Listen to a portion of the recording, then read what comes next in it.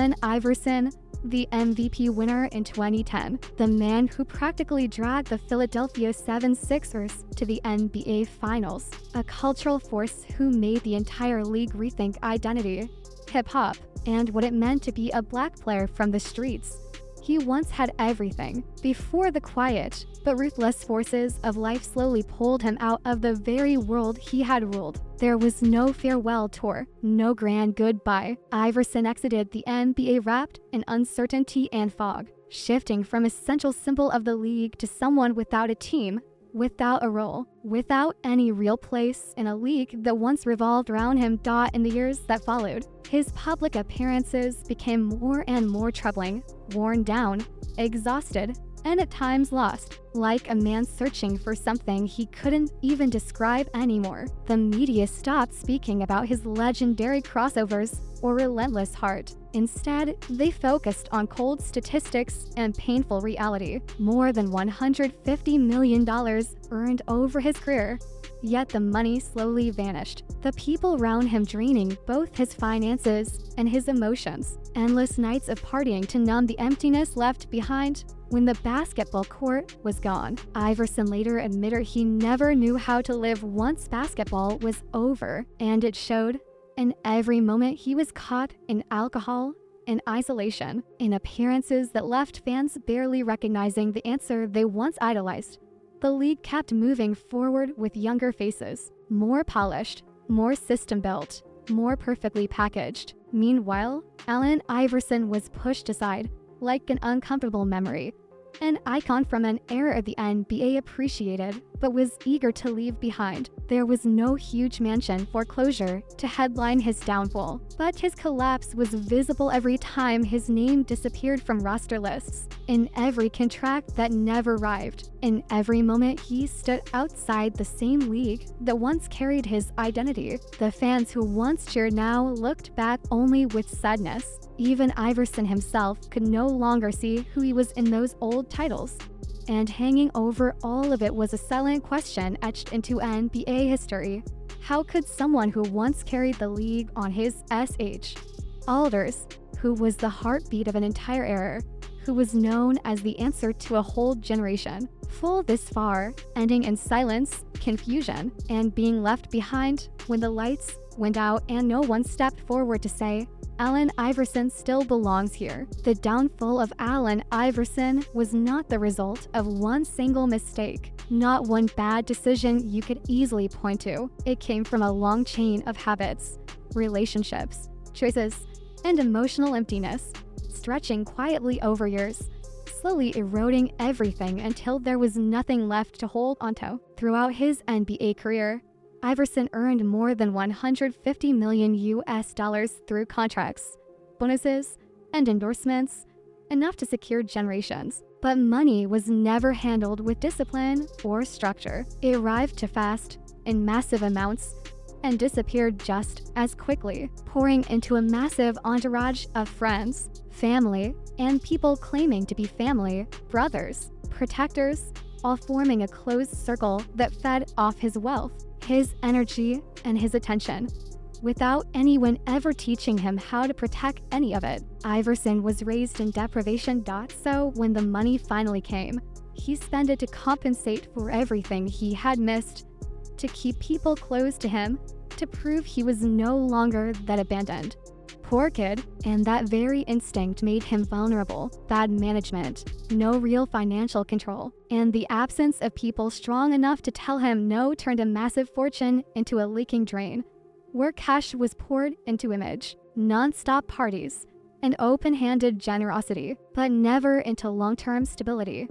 Alongside that financial bleeding came the collapse of his family life. His marriage to Tana Turner, his high school sweetheart, slowly unraveled under the pressure of fame, packed game schedules, constant time apart, and old wounds that were never healed. The divorce wasn't only emotionally painful, it brought heavy financial obligations, child support demands, legal fights, and a deep sense of failure that Iverson never learned how to confront directly. Family, which had once been his safe place, became another weight on his back as his career began to slip.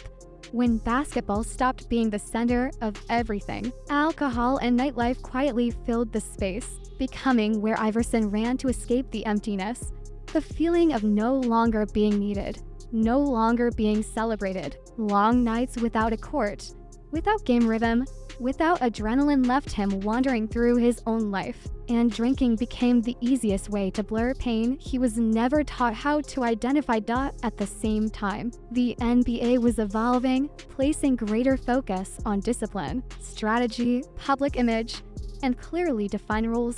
Things Allen Iverson never truly fit into, not because he lacked ability, but because he was built to battle, not to conform. When age and injuries meant he was no longer the untouchable star, Iverson couldn't adjust to a different role. He couldn't accept coming off the bench. He couldn't become a quiet veteran leader because his entire identity had been built around being the center, the one who carried the team, the one who was never allowed to show weakness.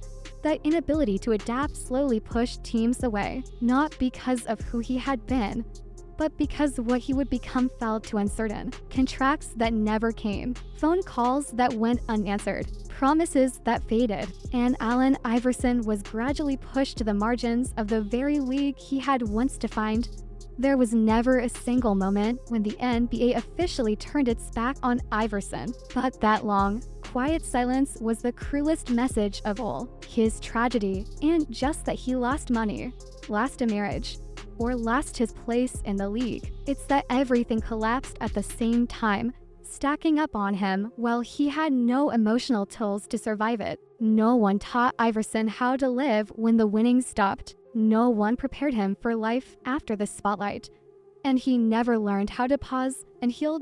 So the downfall of Allen Iverson wasn't a sudden crash. It was the result of a slow process where talent wasn't protected, emotions weren't dealt with, and the person inside was left alone too long, until it all finally fell apart, leaving an icon who once carried the NBA now standing in front of his own life, unsure of where to go next. To understand why Allen Iverson never truly learned how to slow down, never fully learned how to trust, and was never prepared for a life after the lights, you have to go back to the beginning. Hampton, Virginia, not as a quiet coastal town, but as a hard survival environment where a child learned early that the world was not safe. Iverson grew up in poor neighborhoods where police sirens, arguments, and violence weren't rare. They were the background noise of daily life, where kids couldn't afford to be carefree and adults couldn't afford to be weak. In Hampton, poverty wasn't only about money, it was about limited choices, no room to make mistakes, and no sense that tomorrow would be better than today. And in that environment, Allen Iverson learned to watch closely, to react quickly, to protect himself before getting hurt. Racism wasn't an abstract idea to that boy. It showed up in suspicious looks, in everyday interactions that told a black child he was always being judged, always having to prove he deserved to exist. Those tensions were never explained with words. No one ever sat him down and showed him how to deal with emotions. Instead, they were quietly swallowed, stacking up into a constant state of alert where trusting no one felt normal and striking back became automatic. The rules of Hampton were never written, but everyone knew them. You had to be hard. You had to respond with force. You couldn't show weakness, because a single moment of vulnerability could turn you into a target. In that world, safety was never guaranteed. It was something you had to claim every day through speed, toughness, and the ability to hold your ground under pressure. And from a very young age, Allen Iverson learned to live by those rules. His family had no way to shield him from the environment surrounding him. Hampton became Iverson's first classroom, not one with books or blackboards, but one filled with raw lessons about having to protect yourself. It was there that Iverson developed the mindset that would stay with him his entire life.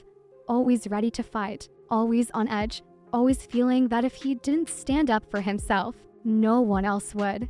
Basketball for young Allen was never just a game or a natural gift. It was a way out, a legal outlet to release bottled up energy, to turn anger into movement and fear into speed. But even when basketball opened new doors, What Hampton had carved into him never disappeared. It became the base of how Iverson viewed the world.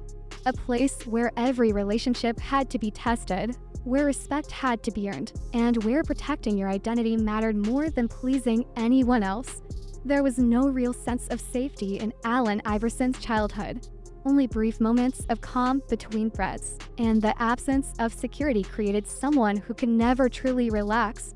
Even when he stood at the very top, Hampton wasn't just the backdrop of his early years. It was the soil that planted the defensive instincts that followed Iverson into the NBA, into locker rooms, into his relationships, and eventually into life after fame. Those tense, impoverished streets didn't directly ruin Allen Iverson, but they taught him a way of living built for survival, not for healing. And when the NBA lights faded, those Hampton lessons were still there, filling the empty space basketball left behind, turning his tragedy into not a sudden collapse, but the long-term result of a childhood that never knew what safety felt like.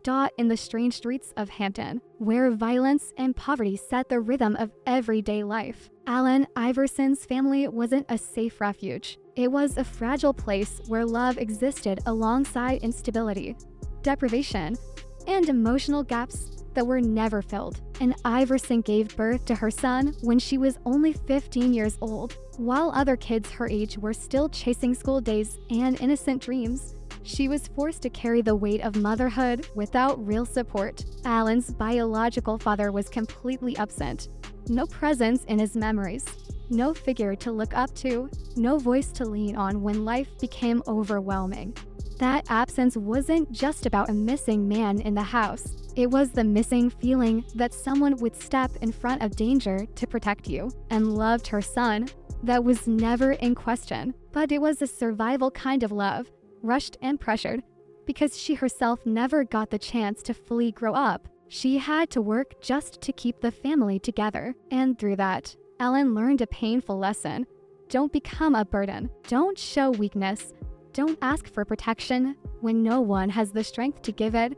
When entered new relationships searching for stability. A stepfather briefly entered Allen's life, bringing a fragile hope of something more complete. But that hope shattered when the man was arrested and sent to prison. Another male figure gone. Another promise broken. Another wall added around the boy's heart. For Allen Iverson, men came and went. Stability never lasted, and promises always fell apart. In that reality, and became both the only source of love and a living reminder of how harsh life could be. And even though she tried to protect her son from the worst of the world, her own struggles taught him that tears fix nothing. He learned to swallow pain, to stand tall through hurt, and to never believe anyone would stay long enough to save him. No one ever said he wasn't allowed to be weak, but everything around him told him the same truth.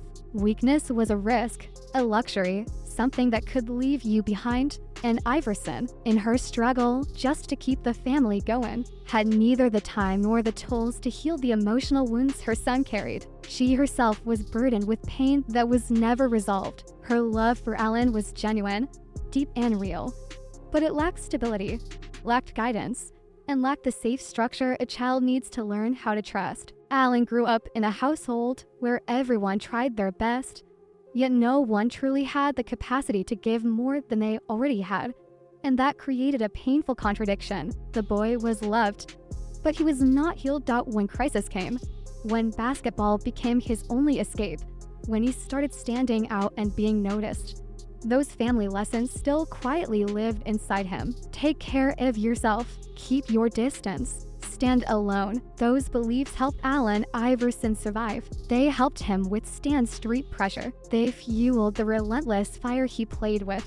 But they also planted the roots of later struggles, when he didn't know how to rely on others, how to ask for help, or how to let go. That 15-year-old mother gave everything she could within the limits of her age and circumstances. But those same limits meant her love couldn't become the healing medicine her son needed. Allen Iverson entered the world with a heart filled by affection, yet protected by heavy layers of vigilance. From very early on, He learned that crying didn't fix anything. Trusting too much only brought pain, and sometimes survival meant walking alone, even if that meant carrying loneliness for the rest of your life. By the time Allen Iverson was 17, the defenses shaped by family and the streets had barely had time to settle before crisis hit. One that didn't just shatter his youth, but carved a harsh lesson into his mind about power, prejudice, and being alone against the system. The bowling alley incident in Hampton, Virginia, was the moment his life took a different path. That night began like many others in a tense environment where small conflicts could quickly spiral. And in the chaos, Iverson was arrested along with others after a fight broke out at a bowling alley.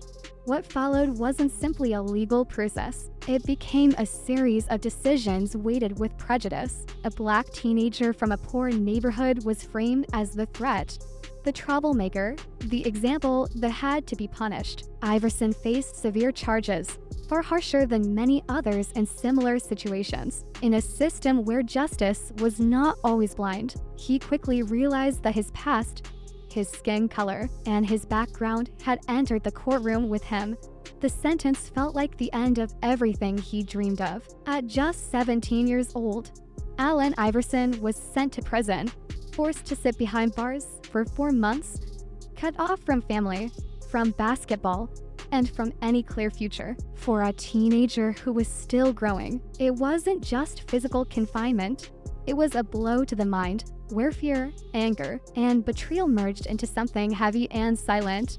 During those 4 months, Iverson stopped seeing the world as fair. He saw it as a place where people like him had to look out for themselves, where the system wasn't built to protect, but to control and remove. When his sentence was reduced and he was later pardoned, Iverson didn't walk free feeling cleared. He walked out carrying an invisible mark, the scar of being labeled a criminal so early in life. And the media didn't tell his story with compassion.